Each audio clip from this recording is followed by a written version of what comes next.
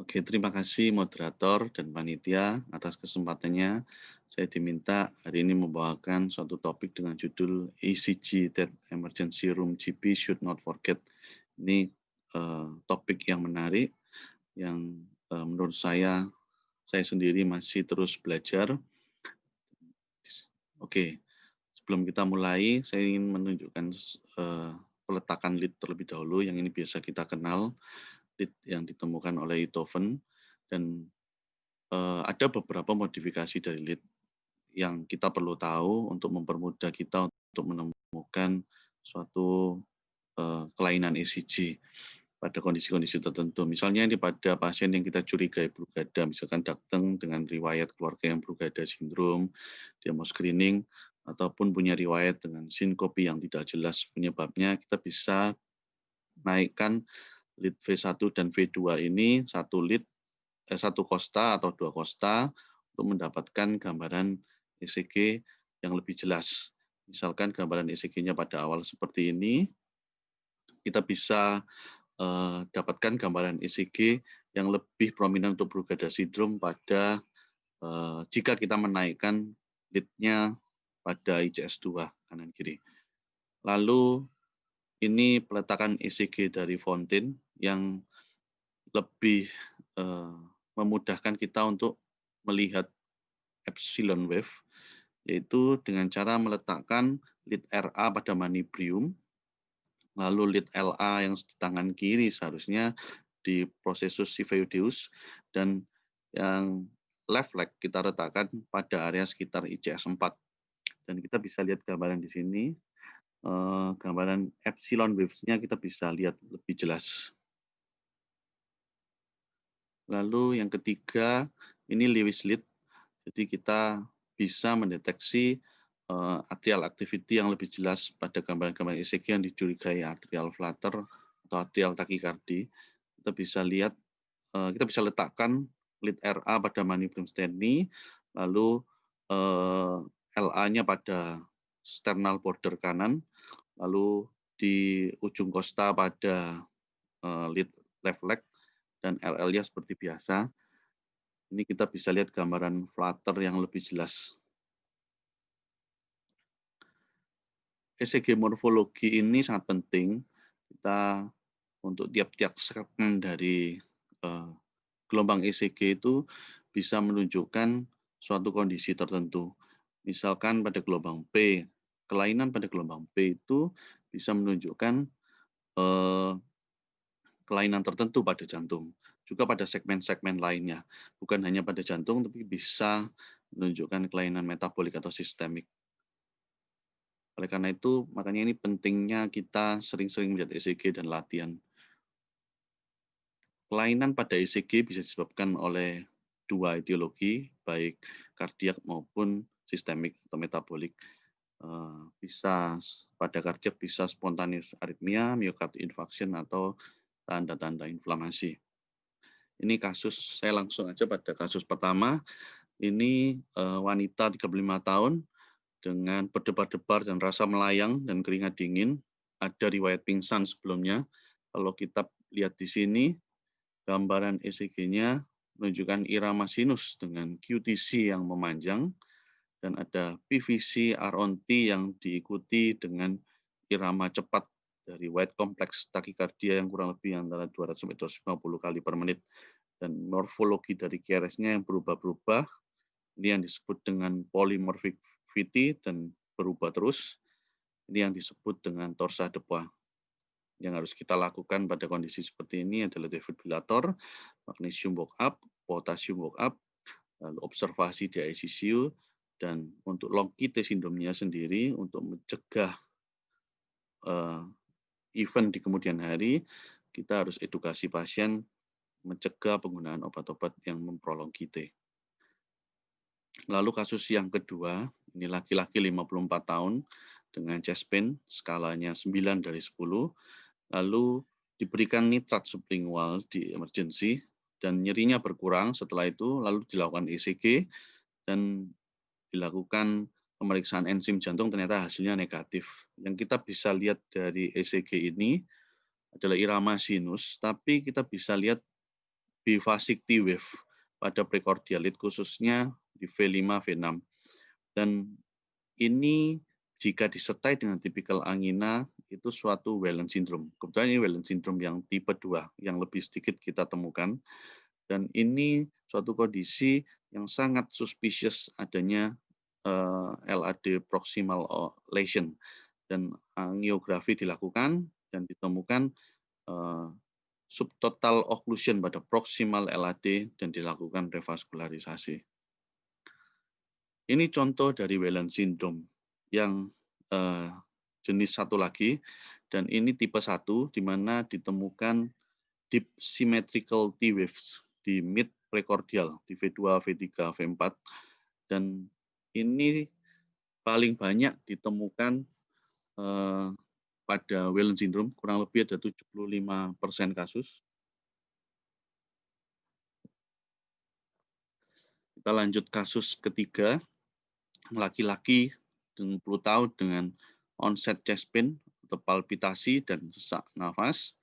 Vital sign-nya nadi antara 130 sampai 160 irregular, lalu blood pressure-nya 140 sampai 75, nafas cepat dan saturasi masih baik, tidak ada demam. Dan kita lihat di sini iramanya adalah AVIP, ada konduksi aberran, ada global ST depresi. Kita lihat di sini V4, V5, V6, depresi yang dalam-dalam. Dan yang kita bisa lihat satu hal yang jangan sampai kita lupa yaitu di AVR itu ada ST elevasi. Setelah penanganan awal diberikan oksigen dan antiplatelet, itu kita lakukan ECG serial dan kita lihat di sini ST elevasi di AVR yang merupakan resiprokal ST depresi yang diffuse. Ini suatu gambaran dengan global endocardial ischemia. Ini yang disebut dengan STEMI equivalent. ST elevasi AVR ini tanda bahaya dan dihubungkan dengan mortality rate yang tinggi. Semakin tinggi elevasi di AVR-nya, semakin tinggi resikonya, dan biasanya dibutuhkan PCI yang segera atau CABG. Ada 3 kemungkinan tersering, yaitu yang pertama adalah oklusi left vein, yang kedua oklusi dari proximal LAD, atau trivessel disease atau severe disease. Satu penelitian dari Kosuge tahun 2019 itu menyatakan satu hal yang penting bahwa ST elevasi yang lebih dari 1 mm di AVR itu suatu penanda yang sangat kuat adanya suatu oklusi atau stenosis di left main yang berat atau trivessel disease yang mungkin membutuhkan CABG segera. Selanjutnya, ini gambaran yang didapatkan dari laki-laki 58 tahun dengan nyeri dada yang tipikal dan onsetnya itu sangat baru, 30 menit. Kita bisa lihat di sini ada depresi dari G-wave. Kita bisa lihat di sini segmen J-nya depresi dengan upsloping yang ST segmen dan T-wave yang sangat tinggi, yang modelnya simetris pada precordial lead. Ini tanda yang sangat penting dan bahaya, yaitu suatu tanda di winter sign. Ini merupakan tanda akut oklusi dari proximal LAD. Jika Whelan syndrome yang tadi adalah subakut, kalau di winter ini biasanya akut. Ini contoh lain dari de winter. Ada depresi G-waves, ada upsloping ST segmen dan T-wave yang tinggi. Ini butuh penanganan yang cepat. Ini jangan sampai kita lengah mendapatkan ECG seperti ini. Lalu selanjutnya wanita 68 tahun dengan nyeri dada, onsetnya 2 jam. Kita lihat di sini, ini gambaran ECG AFib, irama tidak beraturan, dengan LBBB yang disertai dengan ST Sivian konkordan. Kalau kita bisa lihat di sini, di lead 1, lead AVL, ini ada ST segmen yang ikut elevasi dan ini suatu tanda iskemia. LBBB itu pada dasarnya jika tidak disertai dengan iskemia, itu sifatnya diskordan antara QRS dan ST segmennya atau T-wave-nya. Jadi jika QRS-nya positif, maka ST segmennya atau T-wave-nya adalah negatif. Pada kondisi-kondisi iskemia, itu kita bisa temukan gambaran ECG-nya shifting. Misalkan di sini S-wave ini disertai dengan ST segmen yang upsloping, maka kalau disertai dengan iskemia dia jadi depresi. Begitu pula pada gambaran LBBB yang klasik, ini kita bisa lihat gambaran ST segmennya jadi elevasi. Lalu ini juga bila kita temukan notch, maka ini juga suatu tanda iskemia, apalagi kalau ditambah dengan ST elevasinya lebih dari 5 mili. Ini digunakan oleh Scarbosa kriteria untuk dapat menentukan suatu iskemia atau bukan.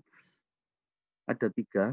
Yang pertama adalah konkordan ST elevasi lebih dari 1, itu nilainya 5 poin. Lalu ST depresi lebih dari 1 mili di V1 sampai V3 nilainya 3 poin. Dan diskordan ST elevasi lebih dari 5 mili itu juga nilainya 2 poin. Nilai 3 ini mempunyai spesifitas 90% untuk mendiagnosa infak miokard. Lalu dimodifikasi kriteria ini jika didapatkan salah satu saja dari yang pertama lebih dari 1 lit, lebih dari sama dengan 1 lit dengan lebih dari 1 mm konkordan ST elevasi, atau lebih dari 1 lit pada V1 sampai V3 yang lebih dari 1 mm konkordan ST depresi, atau lebih dari 1 lit di mana saja yang lebih dari 1 mm ST elevasi dan sifatnya diskordan yang didefinisikan jika lebih dari 25% dari kedalaman S-wave. Ini suatu tanda iskemia yang menandakan suatu kondisi kemungkinan infak miokard. Ini contohnya, kalau kita lihat di sini, di AVL, ini gambaran LBBB, tapi di AVL-nya kita lihat konkordan ST elevasi. Ini salah satu saja sudah cukup untuk menunjukkan suatu gambaran iskemia. Apalagi yang gambaran seperti ini LBBB yang ditemukan pada STEMI. Ini kita lihat di sini ada konkordan ST elevasi, konkordan ST depresi di AVL.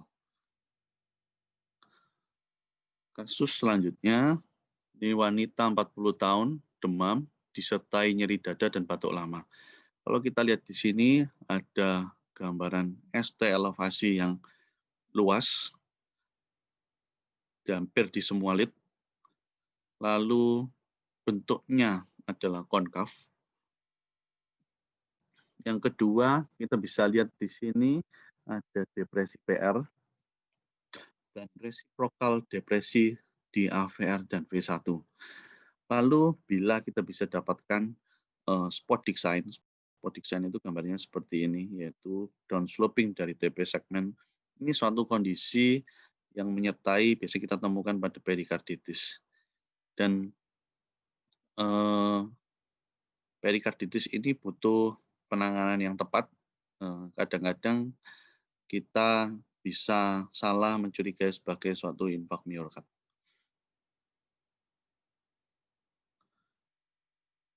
Kasus selanjutnya, wanita 55 tahun dengan riwayat hipertensi dan gagal ginjal. Kalau kita lihat ECG-nya di sini adalah QRS yang lebar-lebar dan kita tidak melihat aktivitas dari atrial, tidak terlihat gambaran P-wave-nya. Ini adalah suatu manifestasi dari gambaran hiperkalemi, yaitu suatu peak T-waves kita bisa temukan tall T, prolong PR interval dan P-wave-nya seringkali hilang dan QRS-nya melebar dan sampai pada gelombang sine wave yang gambarnya model seperti ini, yang kurang lebih seperti ini.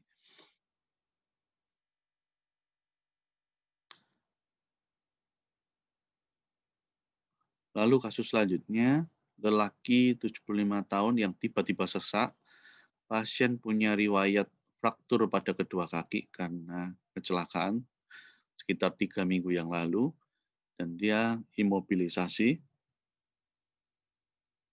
Kita lihat ECG di sini, gambarnya takikardi, ada RBBB dengan strain RV, lalu ini gambaran khas yang kita bisa lihat ada S-wave di slit 1, Q di lead 3, dan T inversi di 3, atau S1, Q3, T3, dan RV strain jelas.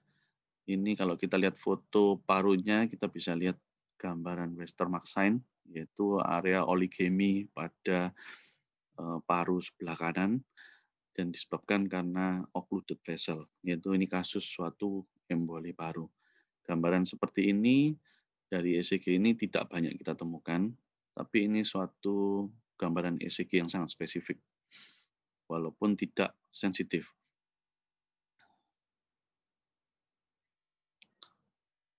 Lalu selanjutnya, laki-laki 33 tahun, sesak nafas hebat dengan keringat dingin dan hipotensi.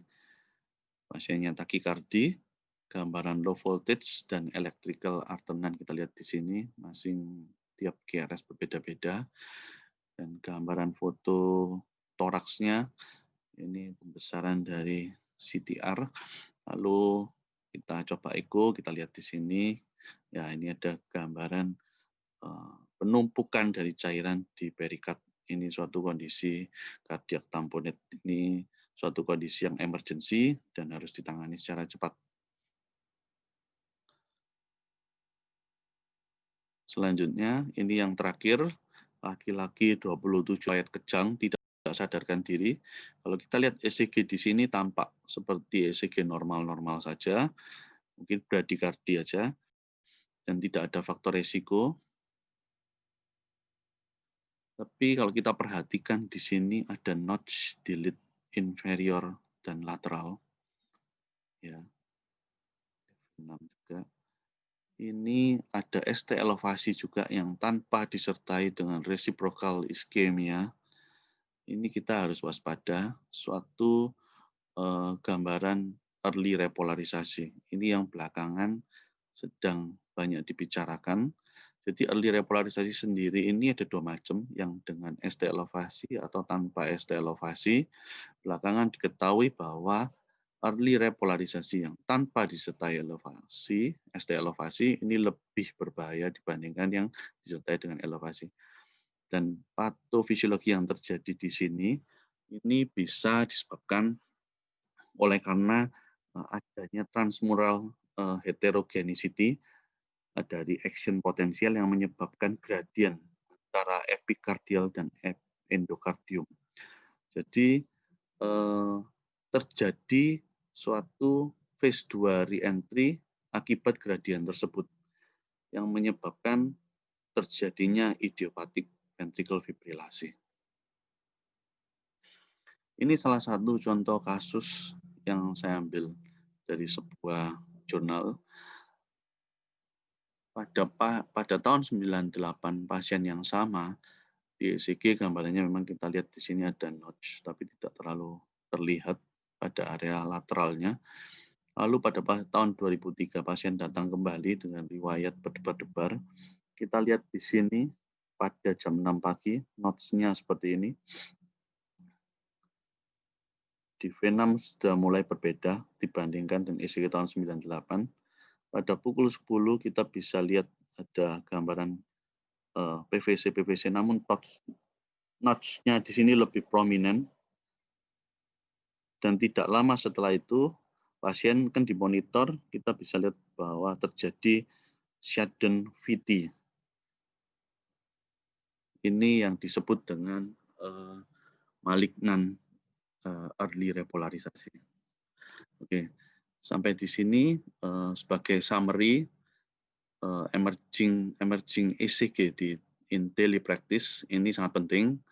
Ada informasi yang bisa kita dapat dari ECG yang sangat cepat dan itu bisa kita gunakan untuk penanganan yang fokus pada kondisi-kondisi yang life threatening.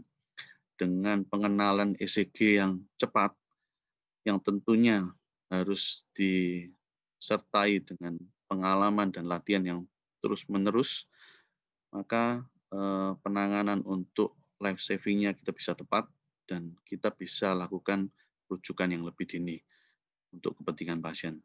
Tentunya juga untuk mencegah komplikasi yang lebih lanjut. Sampai di sini, terima kasih. Untuk saya kembalikan ke moderator.